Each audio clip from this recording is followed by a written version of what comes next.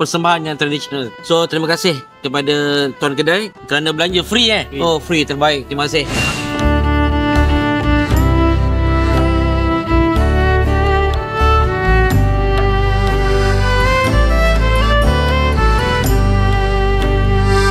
So kopi ni sangat menarik lah dengan dapur asap persembahan yang tradisional. So terima kasih kepada tuan kedai kerana belanja free Oh, free, terbaik. Terima kasih. Makanan mantap, kopi pun padu. So siapa yang nak cuba datang ke kedai ni, kopi memang padu. Tak ada dijual di kedai lain. Memang kopi ni dia punya aroma asap dia memang tradisional kampung. Dan yang paling padu lagi, kopi sedap, harga percuma. Mantap.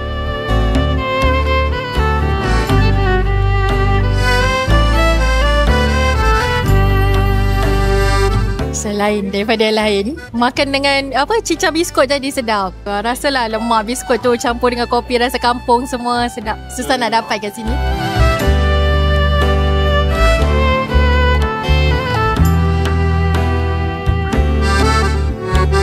Kopi dia agak pekat, mangi kita terasa aroma arang tu dengan apa yang dibekalkan dengan cawan, dengan style tersedia kopi dia arang dapat mengimbau kenangan kita tahun-tahun 80-an, 70-an dululah. Rasa terbaik.